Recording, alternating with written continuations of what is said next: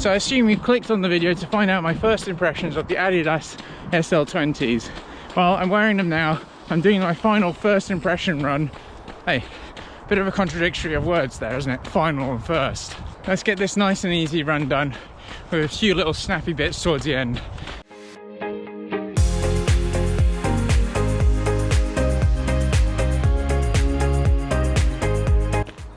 So like, if you can't be bothered to watch the whole video, like, I understand, we've got some other stuff to do, whatever. But here are the quick little tips about it. Pros, like the running flow, it's really nice. And then cons, the fit. Just somehow, the fit. But I suggest you watch it all just to understand a little bit more what I mean on those things and elaborate a few more on some other stuff.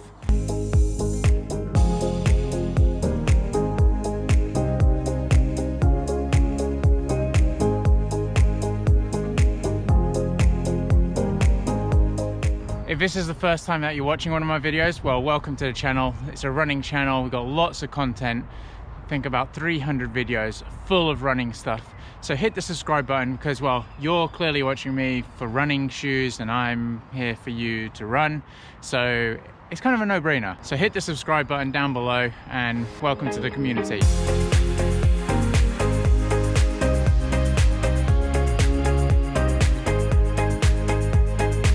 There we go, back from the run. Super nice, 12 kilometers, nice and easy. Did some strides at the end. Average heart rate for the whole run, 130 beats per minute, and pace was just over 5 minutes per kilometer.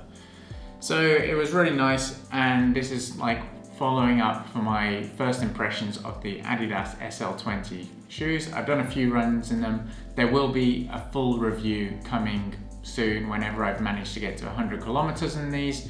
But so far, so good. I mean, the shoe is quite a nice shoe, and the great thing about it, let's start off, that you can buy this shoe from Running Warehouse, I think for 90 euros. That's pretty cheap for kind of, you know, a good running shoe. What we have is a 15mm forefoot and 25mm heel, so the stack height there, and then also, so that means it's a 10mm drop from heel to toe. So let's just quickly go over the things that I quite enjoyed about the shoe so far. I mean, I find the materials to be quite light, and it's a light shoe in my mind, considering as well it's got this great rubber grip here. I just had the Adidas Adios 5, so I've been running quite a lot in them quite a lot recently. And it's pretty much almost the same if we think, like, it's got this torsion plate, it's got this grip here, but it feels very different. Obviously the Adios is kind of like one of the flagship models of the Adidas running shoe range, and you know, there's some things that are very similar to that in this shoe, but there are things that are very different. So for example, this is just made up of their EVA sole LightStrike. There's no boost in it at all, and I can feel that there is no boost in there. Now the Adios 5s are the first time I've run in shoes that have boost, but I could feel the difference. That's not to say that it's a bad thing. There was, you know, it did feel comfy and it was a nice ride, but it just didn't have that very extra kind of like cushiony sort of feel. That is not necessarily a bad thing, as I said, because it does have an extra little bit of stack height. I think the Adios is 13mm to 23 and this is 15 to 25. So that's a nice compromise there, and I felt that it was nice, and it was nice to be running in a different type of shoe with a different kind of feel in it as well. I guess a good way to be explaining the difference between the SL20 and the Adios 5 is the Adios 5, which doesn't have a carbon plate, feels like it gives you like an extra bounce, whereas this one feels like they just took the carbon plate out and it's kind of, you know, a little bit more flatter. That can be actually quite a good thing to add to your rotation, to have a different type of shoe that gives you a different type of ride, and this is, you know, I'm enjoying it so far, but we'll have to wait and see to give a full kind of insight to that. The biggest thing that I liked and enjoy about this shoe is the fact that it just flows well. When it's on my foot and when we're out running together, it just feels like that my foot, you know, has a good rotation. It doesn't feel clunky. It's just there to do the job and gets me through my stride. And I actually find that it helps me to promote to run on the forefoot rather than say heel striking. That's obviously me doing a semi-conscious and doing work on that, but also the fact that if you are landing in this rear end of the shoe, there is no kind of propulsion across, and you do actually feel a lot more comfortable landing in that midfoot to forefoot. So that is really one of the biggest things I've really enjoyed about it, is I just feel like the flow goes so well in the shoe.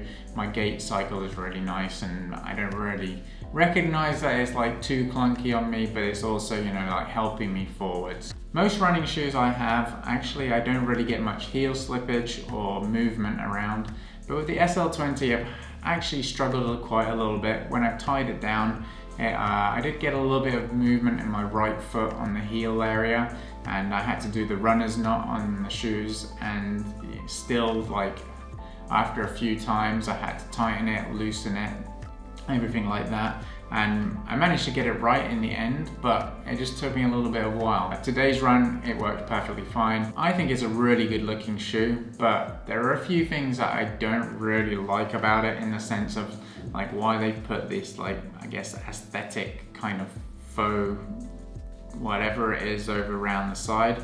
I would have thought, you know, just keep it fabricated and it will look a lot better, a lot lighter. It doesn't offer any support on these sort of parts, but yeah, I mean, I guess it's going for like a cross between fashion and running.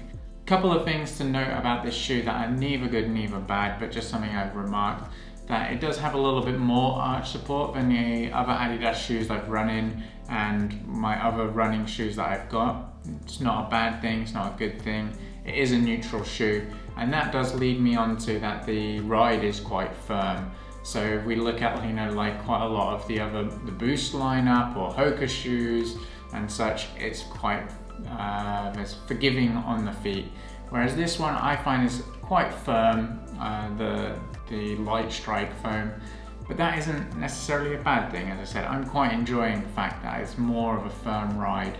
It gives me a better feeling and it makes me realize, you know, where I'm striking. So it can help me to sort of realize that maybe I'm heel striking and all that I've got a good gait cycle going on, or maybe I need to increase my cadence. So that was something that was actually quite nice, but I don't know. So another thing to note is that the tongue, there's no problems with it. It's actually quite well fixed onto the shoe, but it would be nice if it just had that gusseted tongue like on most shoes nowadays.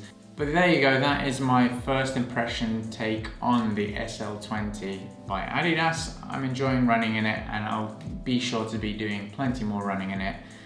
If you've got any comments or questions, do leave them down below, and it would be really interesting to read. Have you got any of these SL20s? Are you thinking about getting them, or have you never heard about them?